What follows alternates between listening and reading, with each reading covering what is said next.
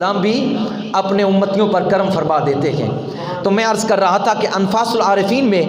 ایک حکایت ہے، حضرت شاہ ولی اللہ محدث دہلوی رحمۃ اللہ تعالیٰ فرماتے ہیں کہ سرہند شریف میں، انڈیا میں ایک سرہند مقام ہے، سرہند شریف میں دو حفاظ تھے، دو قرآن کے حافظ تھے، ایک کا نام سید عبداللہ تھا،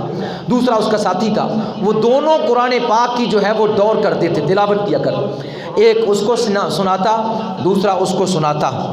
جو ہے وہ دور کرتے رہتے۔ دنیا مافیہ سے بے خبر ہو کر وہ اللہ کے کلام میں گم رہا کرتے تھے، ہر وقت جو ہے وہ کلام پاک میں لگے رہتے، کلام پاک کی تلاوت کرتے رہتے۔ ایک دن وہ تلاوت قرآن پاک میں مشغول تھے کہ گھوڑوں پر سوار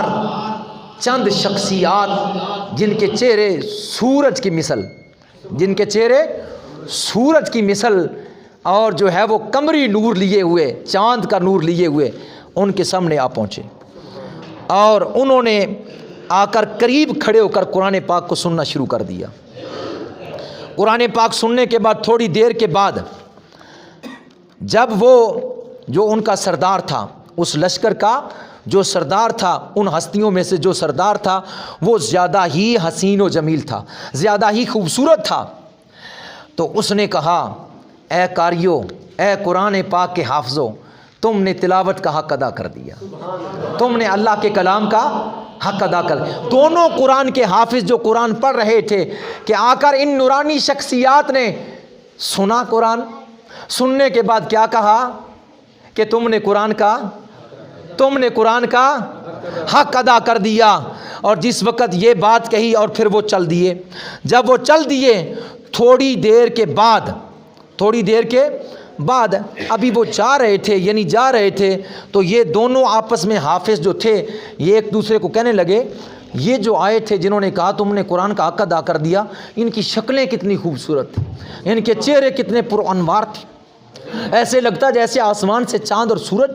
جب زمین پر آ گیا ہے، اتنے خوبصورت۔ ابھی یہ باتیں کر رہے تھے آپس میں کہ اسی دوران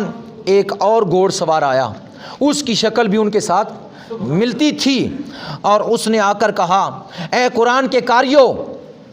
اس نے آ کر کہا جو بعد میں آیا، اے قرآن کے قاریو بتاؤ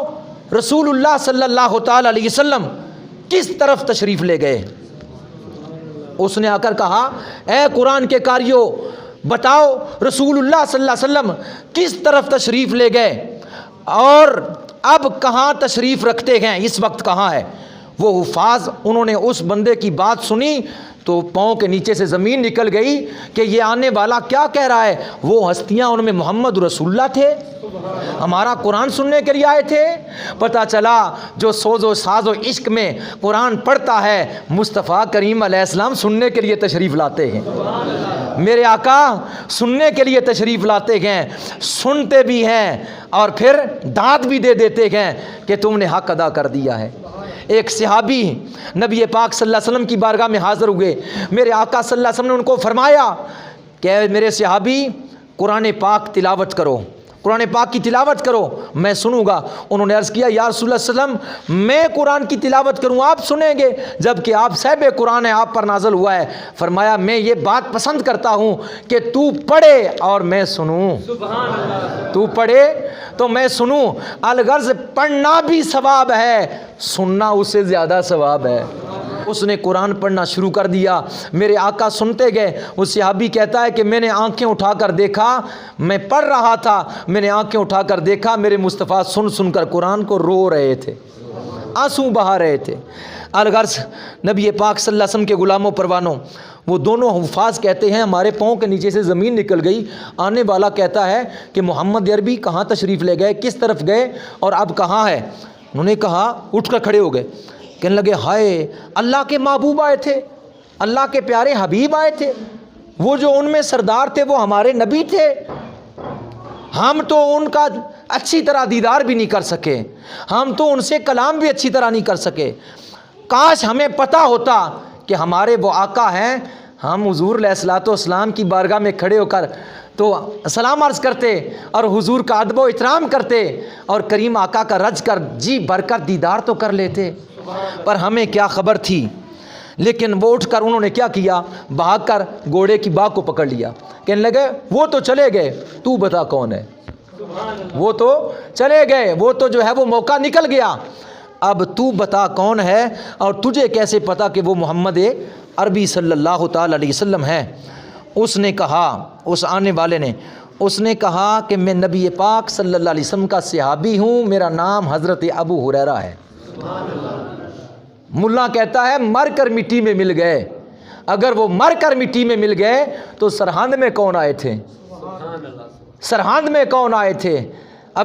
جناب ابو ہریرہ رضی اللہ تعالیٰ عنہ فرماتے ہیں میں نبی کا صحابی ابو ہریرہ ہوں، اور کل جس وقت میں رسول اللہ کی بارگاہ میں آیا گنبد خضرا میں، تو مجھے نبی پاک صلی اللہ علیہ وسلم نے فرمایا صبح سرہند کے قاریوں کا قرآن سننے کے لیے جانا ہے،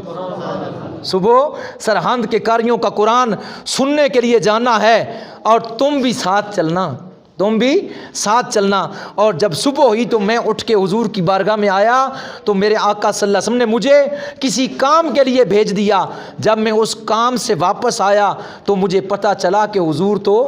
جا چکے ہیں، میں نے پیچھا کیا پر وہ یہاں سے بھی جا چکے ہیں۔ نبی پاک صلی اللہ علیہ وسلم کے غلاموں پروانوں حضرت شاہ ولی اللہ محدث دہلوی رحمۃ اللہ تعالیٰ کے والد ماجد حضرت شاہ عبد الرحیم محدث دہلوی رحمۃ اللہ تعالیٰ فرماتے ہیں،